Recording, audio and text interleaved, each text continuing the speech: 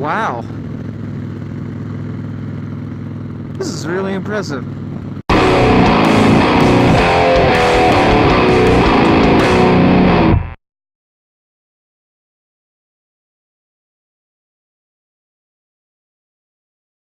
So I just reached up to put my visor down, and I realized it's already down. As you can see, I am not rocking the yellow windscreen. I am rocking the stock factory windscreen that came with this helmet like 2 Christmases ago. And when I got this helmet, I immediately put the yellow visor on it. And I never used, hey birdie, I never used the clear windscreen. And my goodness, it is absolutely amazing. And I guess for those of you who don't know, this is an Icon Armada in the size of small, and I just got hit with a bug. And it fits me great, and it's very slippery in the wind. I will say that in a strong crosswind, it can kind of shake you. You can get a little bit of buffeting, but, you know, it is what it is. I've never gotten beat up so bad by the wind that I couldn't ride, but there is one main road in particular in this area that it just seems to be the perfect storm, and the wind comes down through this canyon.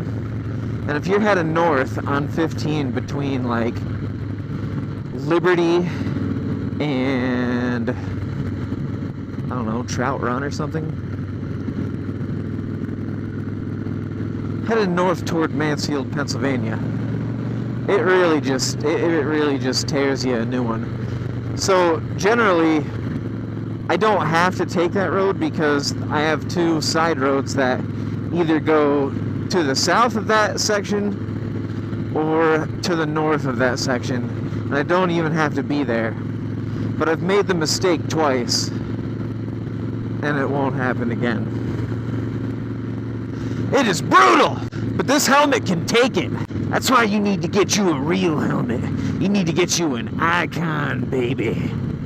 An Icon Armada in the size of whatever size your head takes. What's up, guy? Oh man, I didn't realize I was leading a convoy. Sorry, people. My bad. Ain't trying to ride like no maniac, see?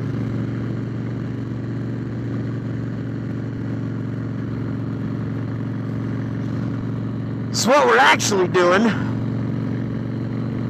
is going to Joe's garage because I need to measure the axles. No, I need to measure the alignment on the rear wheel because I changed these tires before we went to DC last Friday. And I will talk more about that later. You will get updated. I have plenty of footage from that trip, and you will see it. But for now, axles, helmets. This visor is so clear. I mean, laugh at me all you want. I'm laughing at myself that I'm just tickled pink about this visor. But yeah, I did change the tires on this bike, front and rear, before we left. And I just want to double check that I measured the axles correctly because I used points of reference to measure the distance, but I did not use the points of reference that they recommend, you know, in general, which are where the swing arm pivots. Hey, thank you for not running me over, guy. Woo-hoo! That was really nice of him. But yeah, where the swing arm pivots, you're supposed to measure from there to the axle and blah, blah, blah. So, we're going to Joe's garage. I should probably get gas at some point. Put some gas in this hog. She's thirsty for the gas. Oh, not first gear, sorry. Whatever. Boy, on a Harley, it seems like if you're at any kind of speed, first gear, bad idea. Like, I'm doing 40 right now, and I'm pretty sure I'm in second. But I actually have no idea. No, that's second. Pretty sure. First gear is pretty long, though. Not as long as second gear. Second gear is good for like 65. I don't know. Let's find out.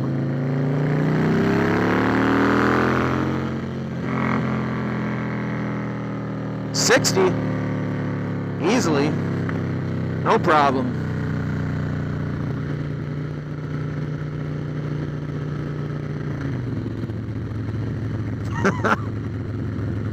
This thing is a hot rod, man. I never expected it. But it's got that long cam. When we were, no joke, alright, so here's the story, here's the thing.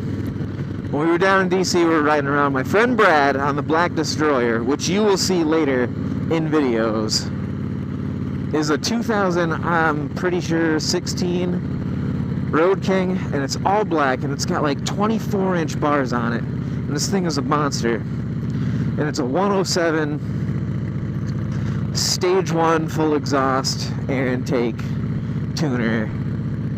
And the thing is like torquey, man. It's beefy. And second gear, or third gear in that bike, you run out of torque at like 70 miles an hour with it because it just isn't cammed for it to run upstairs. But this thing is only a 96 cubic inch, to my knowledge. And it's a stock motor with stock internals. And all it has is this cam that it's not like wild. You can hear the way the engine idles. You know, it's not super lumpy.